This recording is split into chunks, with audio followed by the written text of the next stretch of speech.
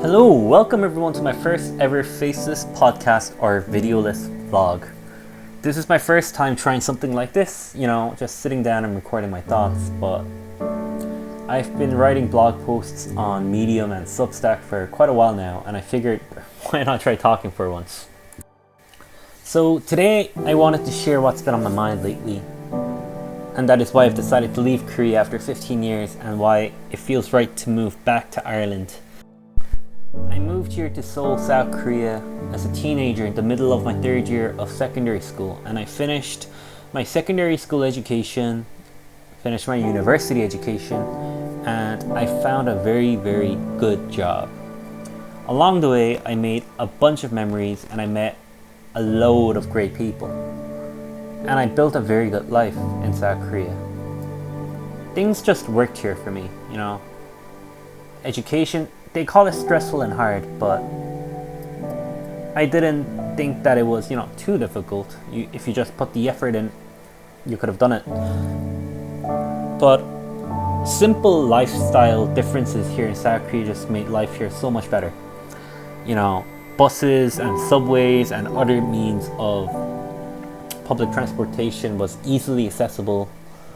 The food shows up your door after you order it in like 20 minutes. And these are just little things that made life just easy. But over time I realized I've gotten stuck in a particular rhythm that I really didn't enjoy. I wake up every morning, go to work, come home exhausted, get something to eat, watch something online, and then just go back to bed. And the same routine would happen over and over again. And I wouldn't consider it bad, but it was just very empty, maybe too comfortable. And that's when I started to think that maybe life in the busy city of Seoul isn't as good as I thought it to be. Maybe it is time for me to move back to Ireland. I grew up in Ireland. I lived in a small county called Sligo, and it's not a massive city, but a town that's surrounded by green fields and slower days, and that's what I've been missing lately, that slower pace in life. In Sligo, people would say hello to you on the street, even if you're a complete stranger, or you can take a walk late in the afternoon and not feel rushed to cross the road or go somewhere. And I'm not saying that Korea is a very toxic environment. I'm just saying it's not a right fit for me. It's just too rushed. I remember playing football in wide open fields, going to school with friends who loved gaming as much as I did, spending weekends just walking around Hazelwood or kicking a ball until it got dark. It wasn't fast, it was relaxed, and that's just what I need. I know moving back to Ireland won't suddenly make me feel like a young lad again, I'm not chasing that, but what I really want is that slower pace, having the space and energy to actually enjoy life, to appreciate my surroundings, instead of always rushing on to the next thing. And that's the biggest part I feel like I've lost while living here. And I know moving back to Ireland won't suddenly make me feel like a young kid again. I'm not chasing that, but what I really want is that slower pace, having the space and energy to actually enjoy life, to look around and notice the things around me again, instead of always rushing on to the next thing.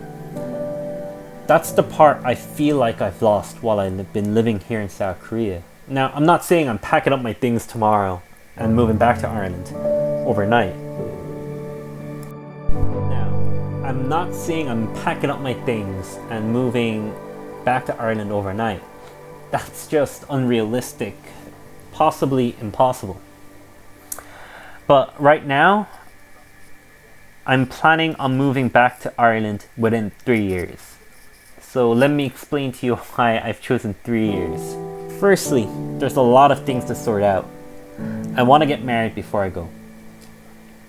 I currently have a girlfriend who is Korean, and we both have family members living here in South Korea, so it just makes sense to settle things like this here before we go. Secondly, I need to save a lot more money. I need to figure out, how I'm gonna cover my finances when I move back to Ireland before I can get a job, because I've been watching the RTE. I know that finding a job in Ireland isn't the easiest thing in the world, and I know that rent is incredibly high. So for me to get settled on this, I need to save a lot of money while I have a job in South Korea, so I can achieve all of those things by the time I move back.